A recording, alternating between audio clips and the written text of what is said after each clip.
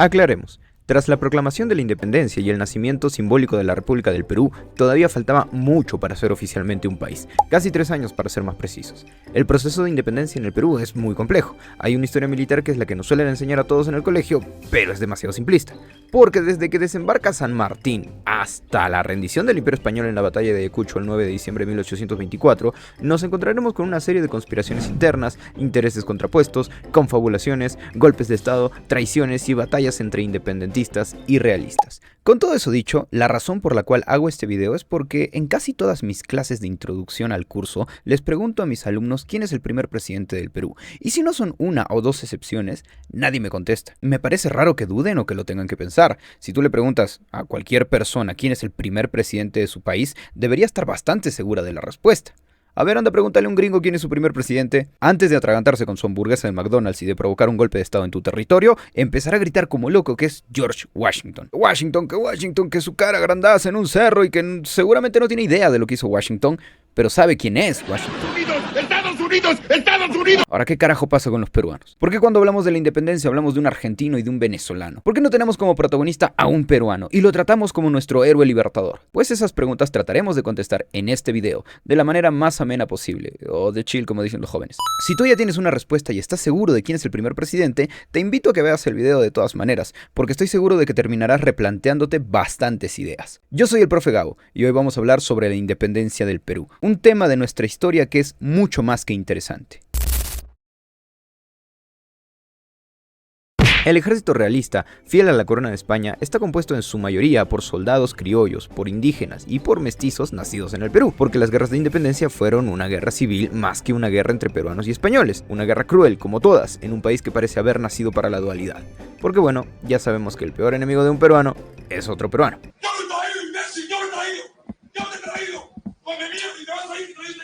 Empecemos diciendo que San Martín entró a Lima caminando, sin ningún tipo de resistencia. Las fuerzas realistas se acantonaron en la sierra para luchar la guerra desde ahí, siendo dirigidos por el virrey José de la Serna y el general Canterac. Entonces, bajo la autoridad de San Martín, que San Martín decidió no ser el presidente del Perú, no. Él decidió ser el protector, ya que San Martín es más un diplomático que un estratega militar. Convocó un congreso formado solamente por peruanos para que tomen las decisiones correspondientes y que redacten una constitución para la patria naciente. Y bueno, tuvimos un congreso constituyente, pero no teníamos presidente.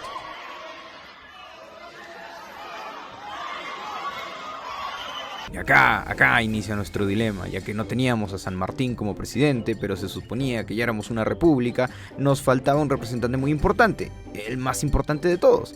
Así que, veamos. Javier de Luna Pizarro, primer presidente del Congreso, aseguraba que la nación confiaba el ejercicio de la soberanía a sus representantes y les daba la facultad de nombrar a un poder ejecutivo. Por eso, el Congreso de la República decidió que no podía delegarle las funciones del ejecutivo a nadie más que a sí mismo, por lo que ejerció esa responsabilidad a través de una junta gubernativa. Una junta gubernativa dirigida por el militar José de la Mar. Acuérdate de ese nombre porque después va a ser importante. O sea, el Congreso se delegó a sí mismo las funciones de un ejecutivo para poder seguir dirigiendo la guerra de independencia en la denominada campaña de intermedios. La campaña de intermedios buscaba atacar a los realistas a través de los puertos intermedios del sur, o sea, los que se encontraban entre Arequipa y Tacna. Alerta de spoiler, la campaña de intermedios sale hasta la hueva. Fue un fracaso para los independentistas y este fracaso generó el temor de que las tropas realistas pudiesen recuperar Lima y el Callao. En septiembre de 1822, San Martín abandonó el Perú. Y esto se dio por varias razones, incluyendo el estancamiento de sus proyectos, el fracaso de la Conferencia de Guayaquil y la falta de un rol claro para él en los nuevos gobiernos independientes. El libertador argentino escribió una carta al Congreso despidiéndose del Perú porque estaba cansado de oír que quería volverse soberano. Con esa cara tú pareces representante de Virgen a los 80, hijo de perra. ¿Qué te pasa, peruano? ¡Qué asco! ¡Mierda! ¿Pero qué decís, burro?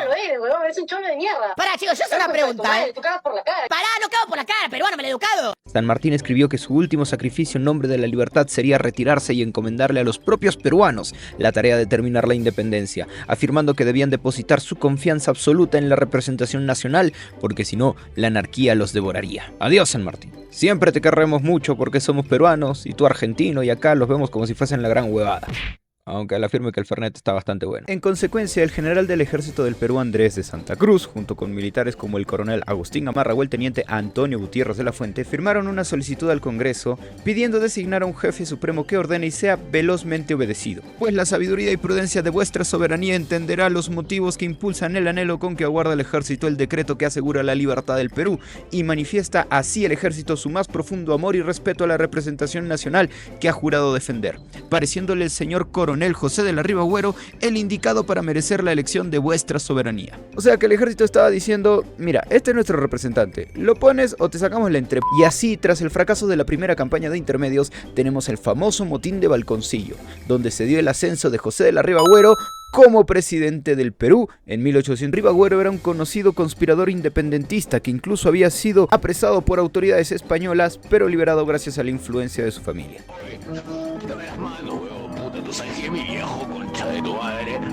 Colaboró con San Martín enviándole correspondencia e información antes y después de su arribo al Perú. Establecido el protectorado, fue nombrado el prefecto del departamento de Lima. José de la Riva Agüero había pasado algunos años en Europa. Mientras España fue invadida por Napoleón, él le enviaba información a los ingleses sobre los planes del francés. Aquí sí vale hacer ese chiste de... ¡Es el espía americano! Pero en su defensa, Jorge Basadre recalca bastante el ideal nacionalista e ilustrado de Riva Agüero, y recalca también que su lugar como presidente fue consecuencia de una vida entera buscando la independencia. Pero no resultaba muy práctico poner a dirigir la guerra de independencia a un hombre que no había estado nunca en una batalla. Y seguramente por eso una de las primeras acciones de José de la Riva Agüero fue pedirle ayuda en una carta a Simón Bolívar. Y ojo, esta información es importante, así que ténganla en cuenta. José de la Riva Agüero le pidió ayuda a Simón Bolívar. José de la Riva Agüero emprendió la segunda campaña de intermedios rumbo a los puertos del sur, desde donde planeaba atacar a los realistas. Esta expedición la comandaba el general Andrés de Santa Cruz y como jefe de Estado Mayor iba el entonces coronel Agustín Gamarra. Era la primera vez que se ponía en acción un ejército formado íntegramente por peruanos, y ya al principio los patriotas obtuvieron algunas victorias, pero la reacción de los realistas no se hizo esperar. Se produjo la batalla de Cepita el 25 de agosto de 1823 a orillas del lago Titicaca. Los patriotas se adueñaron del campo, pero sin obtener una victoria decisiva. Acto seguido, Andrés de Santa Cruz ordenó la retirada hacia la costa, siendo perseguido muy de cerca por las fuerzas de José de la Serna, las que despectivamente denominaron a esta campaña como la campaña del talón. Santa Cruz no paró hasta llegar al puerto de Hilo, donde se embarcó con tan solo 700 sobrevivientes. La campaña terminó en un total fracaso para los patriotas.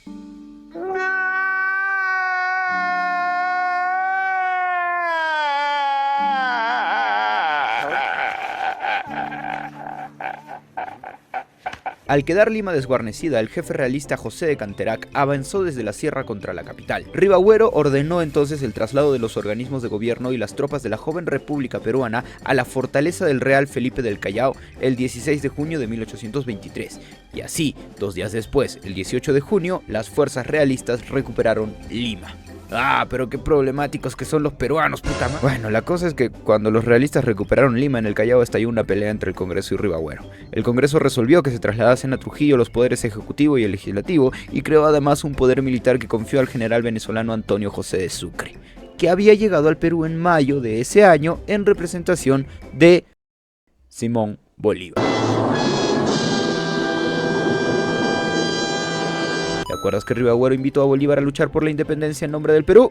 Bueno, Bolívar decidió primero enviar a Antonio José de Sucre, que era su subordinado, para que analice la situación en el Perú y así decidir si acudía finalmente al llamado de auxilio. El Congreso acreditó una delegación para solicitar la colaboración personal de Simón Bolívar en la guerra contra los españoles el 19 de junio de 1823. Enseguida, ese mismo Congreso concedió a Antonio José de Sucre facultades iguales a las de presidente de la República mientras durara la crisis, y el día 23 de junio dispuso que José de la Riva Agüero quedara exonerado del mando supremo. José de la Riva Agüero no acató tal disposición congresal y se embarcó a Trujillo con parte de las autoridades, trasladando así el poder ejecutivo hacia la ciudad del norte. Mantuvo su investidura de presidente y decretó la disolución del Congreso. El Batman y tú me pelan toda la verga. Pero la verdad es que nadie le hizo mucho caso. Ribagüero empezó a negociar una tregua con los españoles con el fin de oponerse a la autoridad del gobierno de Lima, así como a Bolívar y a Sucre, por lo que fue apresado por sus propios oficiales encabezados por el coronel Antonio Gutiérrez de la Fuente, ese loco de la campaña de intermedios. Apresado por Gutiérrez de la Fuente, José de la Riva Agüero fue enviado al destierro en Guayaquil, y luego de eso, el expresidente se embarcó para terminar sus días en Inglaterra. Adiós, José de la Riva Agüero, que la fuerza te acompañe. ¿Fue José de la Riva Agüero el primer presidente del Perú? Sí, pero no. Hay quienes no consideran a José de la Riva Agüero el primer presidente del Perú, y es que más allá de que consiguió el poder mediante un golpe de estado, Ribagüero se denominó presidente cuando el Perú aún no había firmado la capitulación de Ayacucho. O sea que la independencia todavía no había terminado. Fue presidente de un país que formalmente no existía. Así que podríamos decir que sí, pero también podríamos decir que no. Discutámoslo al final, después de examinar a nuestro segundo candidato. Porque ya te dije, este proceso de independencia es bastante complejo.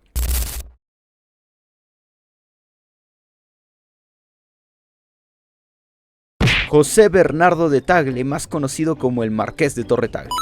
El cuarto marqués de Torre Tagle, pese a pertenecer a la nobleza criolla, se involucró desde muy joven en los círculos que conspiraban en favor de la independencia. Fue alcalde de Lima de 1811 a 1812, viajó a España y al volver fue nombrado por el virrey Joaquín de la Pezuela como intendente de Trujillo, donde se sumó abiertamente a la causa patriota, proclamando la independencia de Trujillo el 29 de diciembre de 1820 en la ciudad norteña, después del desembarco de don José de San Martín en Paracas. Establecido el gobierno del protectorado encabezado por el libertador don José de San Martín, se le encomendaron diversas funciones militares y administrativas que cumplió mientras el Congreso nombraba la Junta Gobernativa y Ribagüero daba su golpe en el motín de Balconcillo. Después de la deposición de Ribagüero, el Congreso designó a Torre Tagle para que se encargase del mando supremo de la República, por órdenes expresas del general venezolano Antonio José de Sucre, quien le cedió el poder político que el Congreso peruano le había conferido. Y así, Torre Tagle se convierte en agosto de 1823 en presidente del Perú. Y unos meses después, llegaba Simón Bolívar al Perú. Bolívar arribó al Perú el 1 de septiembre de 1823 para culminar la guerra contra los realistas concentrados todavía en el centro y en el sur peruanos. Reconoció el gobierno de Torre Tagle y del Congreso reunido en Lima, pero asumió en su persona la suprema autoridad militar y política en toda la República que el mismo Congreso le otorgó el 10 de septiembre de 1823. Con la intención de ganar tiempo, Bolívar ordenó a Torre Tagle entrar en negociaciones con los realistas para ver la posibilidad de pactar un armisticio y el Congreso aprobó esa idea. Torre Tagle debía negociar la paz sobre la base del reconocimiento de la independencia del Perú. Sin embargo, aparentemente, y es un tema en el que no voy a incidir demasiado, Tagle había enviado cartas comunicándose con los realistas para proponerles también un plan para restablecer un gobierno realista compartido. O sea que es un traidor. Bueno, más o menos es un traidor porque según su versión, según la versión de Tagle, se había usado su nombre sin su consentimiento para involucrarlo en una traición a la causa patriota. O sea que no es un traidor. Bueno, más o menos porque aún sabiendo de esas maniobras, Tagle las decidió ocultar, así que aún pudiendo ser cierta su inocencia, ya se había convertido en cómplice. Así que sí es un traidor. La verdad es que no sé, porque otros teorizan que Tagle estaba cansado, como muchos otros patriotas peruanos, de la arrogancia de Simón Bolívar. Por eso entabló negociaciones secretas con los realistas para terminar la guerra sobre la base de que Bolívar saliese del Perú, y además las fuerzas gran colombianas ya estaban actuando como fuerzas de ocupación en el suelo peruano y estaban cometiendo saqueos y pillaje. Así que aparentemente era más importante deshacerse de Simón Bolívar que deshacerse de los realistas. Ah, qué bronca, Simón Bolívar, a la firme, porque todavía no hemos terminado con este maldito. Bueno, la cuestión es que el 5 de febrero de 1824 ocurrió una sublevación en el castillo del Real Felipe del Callao. Rebeldes del ejército independentista, sí, rebeldes del que se supone que era nuestro ejército, se unieron a los realistas en contra de Bolívar. Los soldados rioplatenses del ejército pertenecientes a la expedición libertadora de San Martín se levantaron en el motín del Callao, argumentando la falta de pago a los soldados. Esa sublevación liberó a los presos españoles que estaban recluidos en la fortaleza del Real Felipe y les entregó las instalaciones y las defensas del puerto. Y cuando esto sucedió, Bolívar creyó que quien estuvo detrás de la traición fue el Marqués de Torre Tagle, y por eso ordenó capturarlo y someterlo a un proceso. Así que para Simón Bolívar, Torre Tagle sí era un traidor. Torre Tagle escapó y se ocultó por varios días en un monasterio de mercedarios en Lima, pues estaba seguro de que Bolívar no le iba a hacer la hora y lo iba a fusilar de frente. Ay, qué miedo, yo me voy. Torre Tagle decidió entregarse a los realistas, pero para su sorpresa, no solo no fue tratado como un prisionero de guerra, sino que se le reconoció el grado que había tenido en el ejército realista. Se designó en su caso una guardia de honor y se le ofreció el mando civil de la ciudad. Y aunque se le ofreció el mando civil de la ciudad, Torre Tagle decidió no aceptar este cargo. Ajá, así como lo oyes, mi estimado, no quiso ser el alcalde de Lima en representación de los realistas, así que no es un traidor. Bueno, más o menos, porque pocos días después publicó un manifiesto donde narró desde su punto de vista lo ocurrido entre él y Bolívar y dio también a conocer su desilusión por la causa de la independencia, declarándose súbdito fiel del rey de España. Súbdito del rey de España, recontra traidor tu causa. Aunque como dije hace un momento, a la firme yo no lo sé. ¿Quién soy yo para juzgar? ¿Quién somos nosotros para juzgar la fidelidad y la lealtad de gente hacia un país que no existía? Porque estamos hablando de hace 200 años. El Perú en ese entonces era una patria que ni siquiera había nacido todavía. ¿Realmente tenemos la autoridad moral para decir si una persona obró bien o mal en esa época? Para mí, eso es una discusión infértil. Eso de decir que este es traidor, que este es bueno, que este es malo, eso se lo dejamos a los hispanistas y a los votantes de Antauro. La cuestión es que para 1824, además de la guerra, ahora encima había un bastión realista en el castillo del Callao y Torre Tagle se encontraba prófugo. A esto me refiero con que el proceso de independencia es más una guerra civil que una guerra entre españoles y peruanos. Además de que el grueso del ejército independentista era extranjero, la gran mayoría de peruanos, o sea, los mestizos e indígenas, acá no pintaban mucho. No salgo con cholos. Es un proceso bastante complicado y no es como en el colegio que nos hacen repetir la frase de San Martín y recordar el 6 de agosto y el 9 de diciembre. Es mucho más que eso. Torre Tagle se refugió junto a su familia en la fortaleza del Real Felipe del Callao, que se iba a convertir en el último núcleo de resistencia española en el Perú. Le acompañaron su esposa y sus hijos menores. En esa posición buscó asilo político en el gobierno de Chile y por ello escribió una carta al contraalmirante Manuel Blanco Encalada para que lo acogiera en uno de los buques de su escuadra. Pero Blanco Encalada se limitó a reenviar esa misma carta a Simón Bolívar. ¡Allá!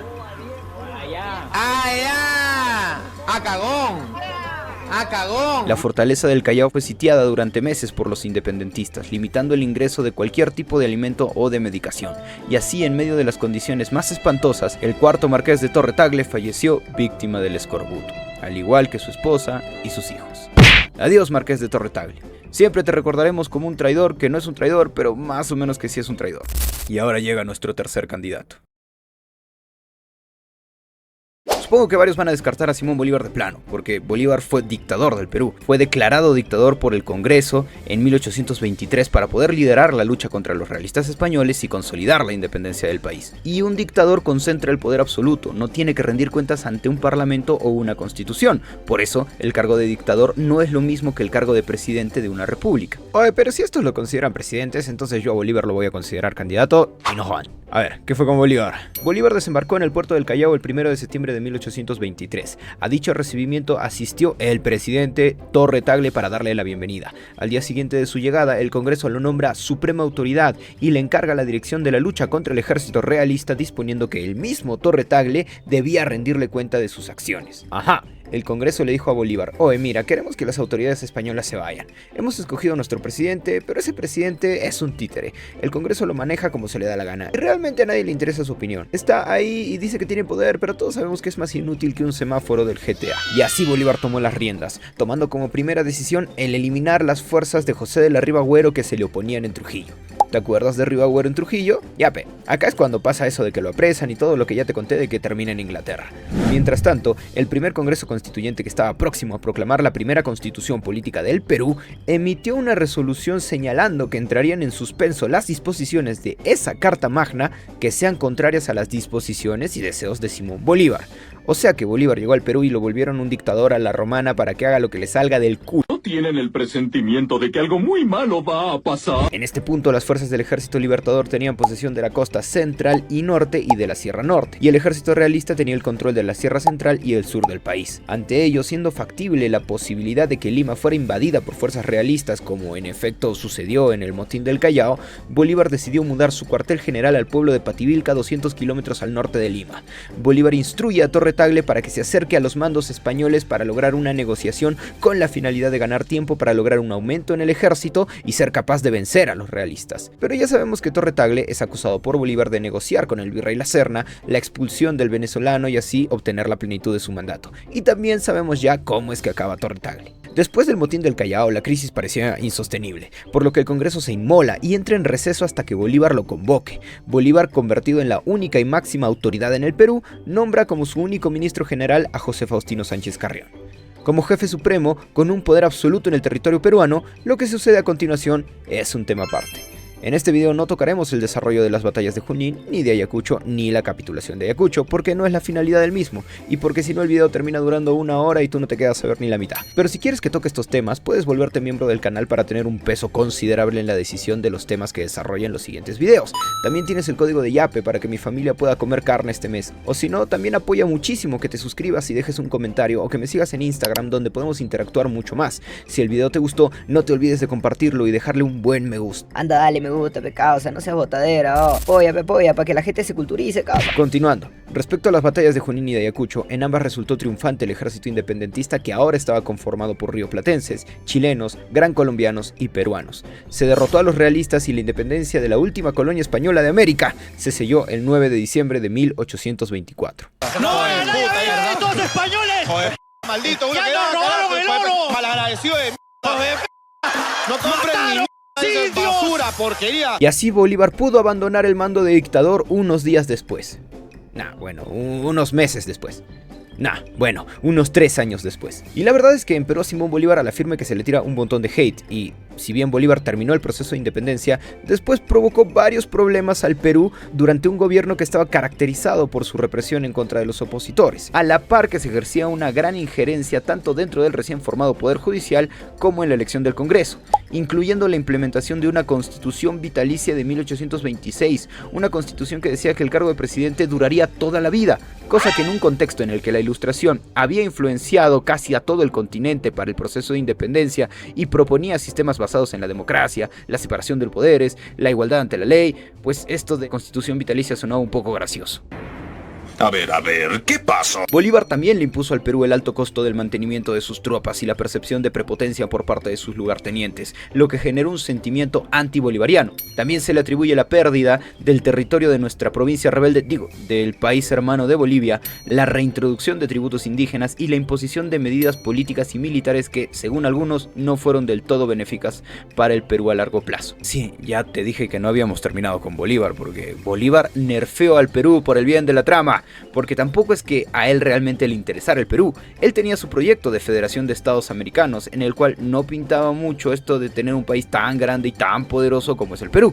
Bien, Calamardo, te has superado a ti mismo. En 1826 Bolívar se embarca a Colombia dejando en el Perú un consejo de gobierno, cuya misión era lograr la vigencia de la constitución vitalicia. Esta constitución solo tuvo vigencia hasta el 26 de enero del año siguiente, cuando cae el consejo de gobierno y se convocan nuevas elecciones. Y bueno, ese es el fin de Simón Bolívar. Lo hice resumidísimo porque hablar también de todo el lore de Bolívar en el Perú es para un video aparte. Déjame en los comentarios si quieres ver un video donde explique por qué los peruanos odian a Simón Bolívar. Adiós, Simón Bolívar. Siempre te perdonaré todo el daño que hiciste porque me dejaste 2 feriados al año. Adiós, Libertador.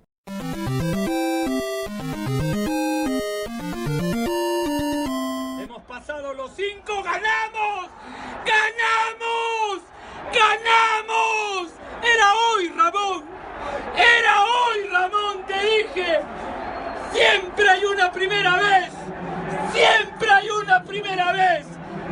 ¡Gloria Perú en las alturas! Ya estamos aquí, por fin, libre e independiente por la voluntad general de sus pueblos y ahora ¿quién carajo va a ser presidente? Bueno amigos, llegando a nuestro último y más sólido candidato para ser señalado como primer presidente del Perú, tenemos desde el 9 de junio de 1827, tras ser nombrado por el Congreso de la República del Perú como presidente constitucional de la República, a José de la Mar. José de la Mar es considerado como el primer presidente del Perú republicano y cumple con casi todos los requisitos. El Perú ya era independiente cuando asumió el cargo, no llegó al poder por un golpe de estado, no fue un dictador sino que formalmente se le denominó presidente y además no era beneco. Y sí, es un candidato bastante sólido, pero tengo que ser honesto con ustedes.